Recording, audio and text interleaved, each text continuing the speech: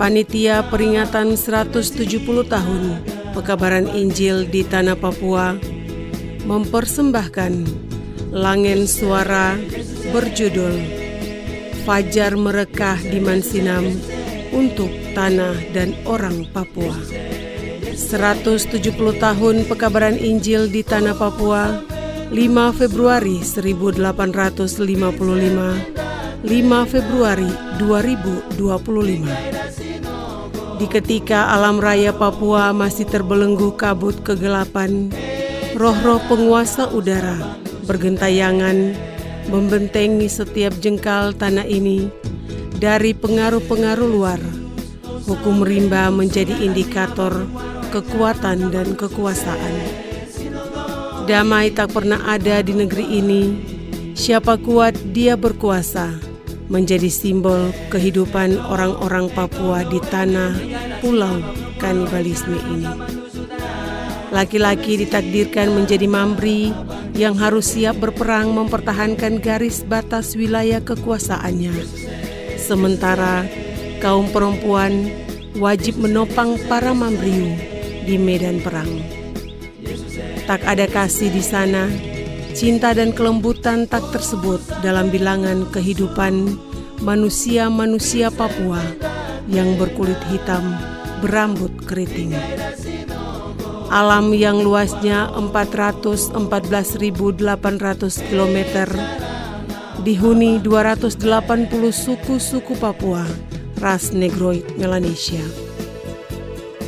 Ortiz de Retter ketika mendarat tanggal 20 Juni 1545 menamakan pulau ini Nova Guinea karena adanya kemiripan dengan penduduk Guinea di pantai barat Afrika. Pulau penuh misteri itu begitu menantang, menggelitik para petualang dari berbagai belahan bumi berlomba-lomba mendatanginya. Mulai dari Dabreu dan Serrano di tahun 1511 hingga Jenderal Douglas MacArthur di era tahun 1942, Papua tetap misteri. Roh-roh sesat, penguasa-penguasa kegelapan, praktisi-praktisi ilmu karwar, obat-obatan, penyembahan-penyembahan berhala, dan roh-roh orang mati terus merasuk jiwa dan alam sadar penghuni negeri matahari terbit ini. Entah kapan orang-orang Papua bebas dari kehidupan liar, berpindah memasuki era peradaban baru. Nyanyian perang, Bewi, Rayato, Ainuai, Muna, dan Sipi menggema membalut tanah ini, merangsang para mambri tetap berposisi di garis depan untuk siap memangsa musuh-musuhnya tanpa belas kasihan. Amanat agung, pergilah jadikanlah semua bangsa itu muridku, dan baptislah mereka dalam nama Bapa, Anak, dan Roh Kudus. Amanat itu begitu menggelitik kelompok-kelompok penginjilan Gosner di Jerman atau Gosner Mission. Visi Allah kepada kelompok penginjilan Gosner tentang sebuah ladang garapan baru yang nun jauh di timur matahari, sebuah negeri misterius yang belum terjamah oleh kasih Allah.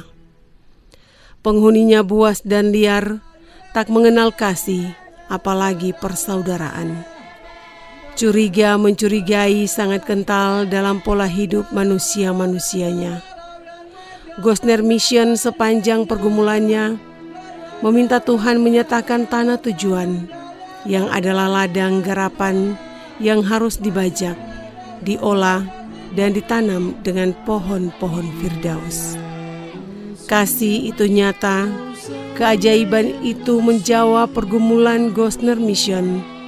Tanah Papua, tanah tujuan, ditetapkan Allah sebagai ladang garapan bagi kelompok Gosner Mission.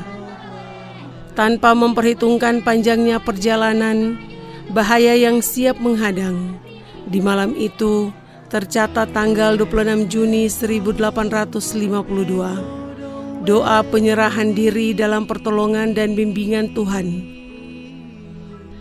Tanpa memperhitungkan panjangnya perjalanan, bahaya yang siap menghadang, di malam itu tercatat tanggal 26 Juni 1852, doa penyerahan diri ke dalam pertolongan dan bimbingan Tuhan Gembala Agung itu membahana menembus angkasa, mengusik belas kasih Bapa. Biarlah kuasa Tuhan mengawal misi penginjilan menuju Papua, tanah tujuan. Dengan kapal motor Abel Tasman, rasul-rasul Papua itu bertolak meninggalkan Rotterdam, Belanda, menuju Batavia, Jakarta. Tanggal 7 Oktober 1852, kapal motor Abel Tasman yang membawa rasul-rasul pembaharuan tanah kanibal itu tiba di Jakarta hampir 2 tahun. Otto dan Geisler bertertahan. Hampir 2 tahun, Otto dan Geisler tertahan di Jakarta sambil mempelajari bahasa Melayu dan bahasa Belanda sebagai modal pelayanan di tanah Papua. Di bulan April 1854, kedua rasul Papua Otto dan Geisler memulai perjalanan menuju Mansinam, Papua. Syukur dan sukacita, senyum dan tawa menghias raut wajah orang-orang pilihan Tuhan, sekalipun bahaya dan penolakan sedang menanti. Otto dalam catatan hariannya menulis, berita itu begitu menyenangkan, sebagaimana seorang pelaut yang akhirnya menemukan daratan. Sementara Geisler dalam suratnya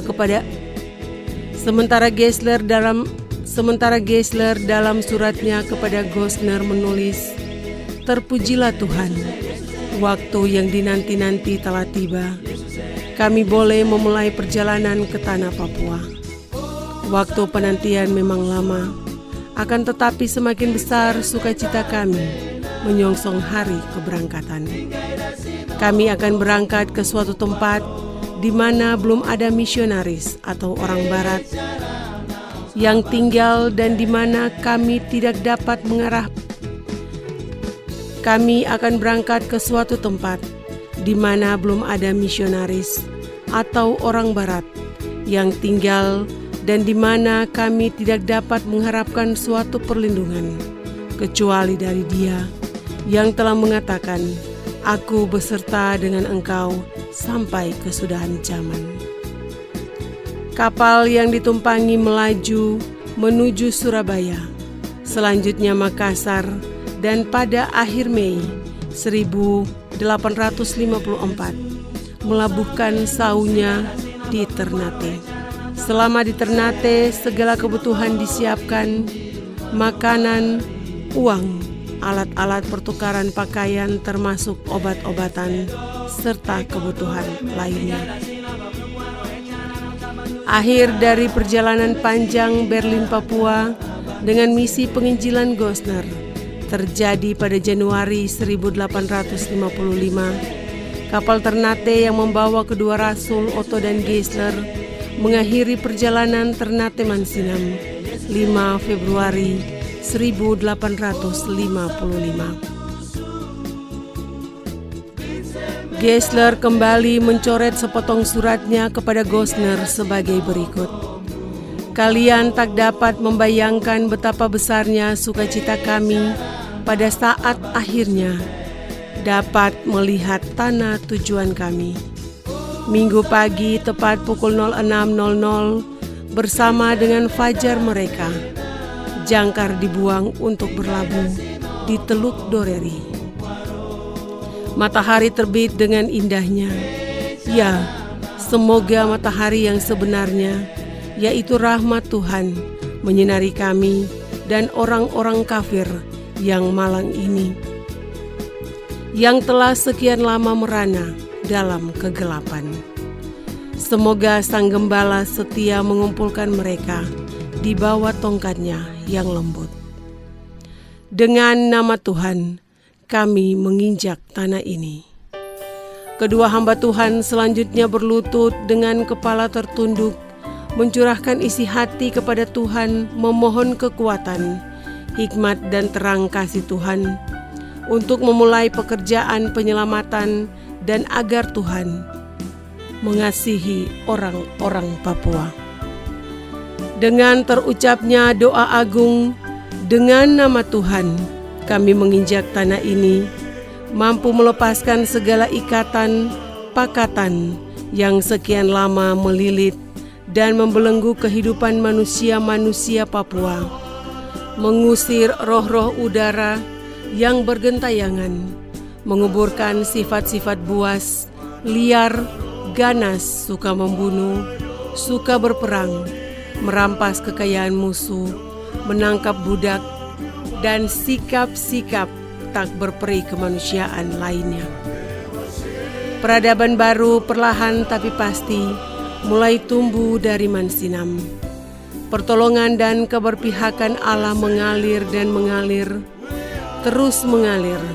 Perubahan watak, tabiat karakter, pertolongan dan keberpihakan Allah mengalir dan terus mengalir.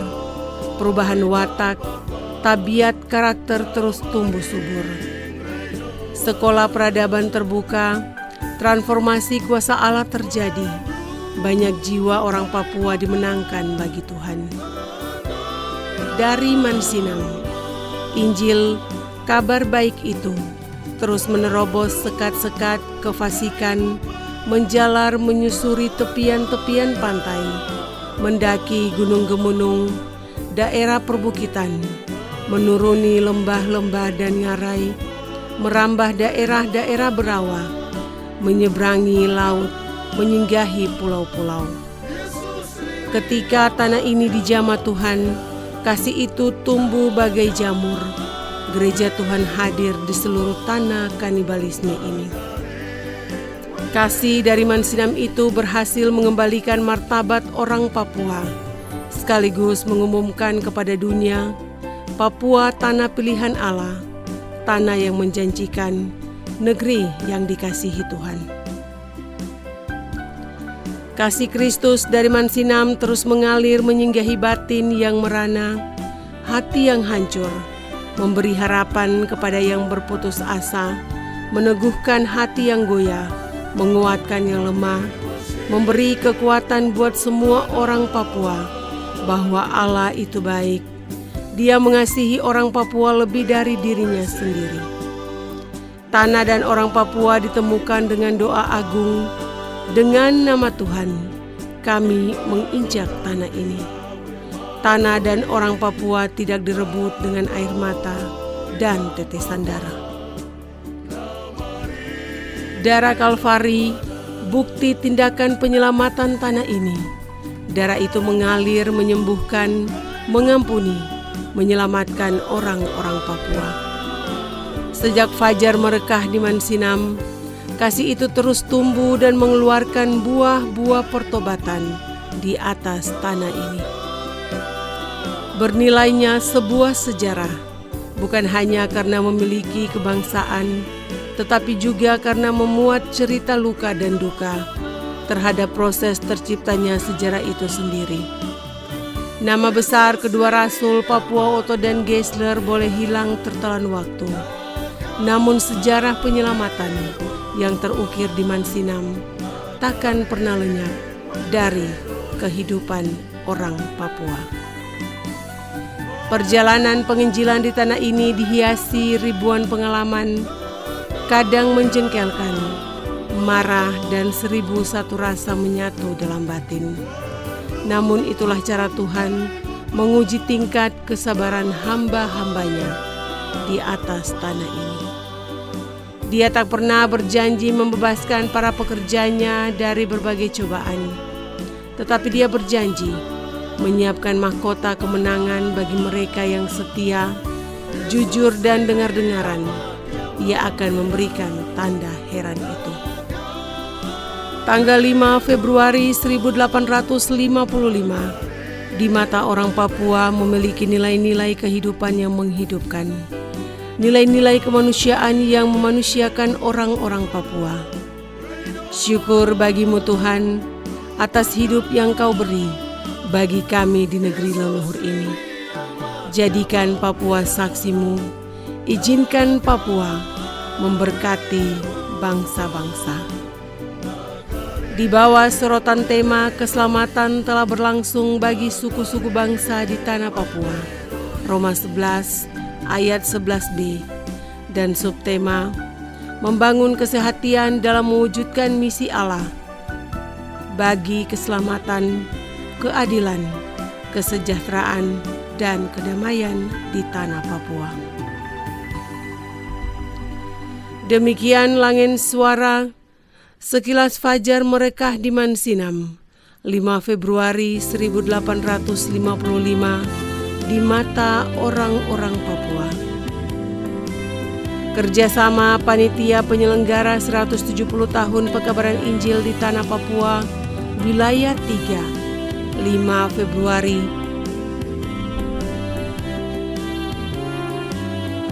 2025, terpusat di Jemaat GKI Efata Tarau yang terdiri dari Jemaat GKI Immanuel Sriwikota, Jemaat GKI Petra Kodim Aifoti, Jemaat GKI Lilin Kecil Barawaikap, Jemaat GKI Makedonia Tanau, Jemaat GKI Yeditya Seri Laut, dan Jemaat GKI Betania Maria Dei.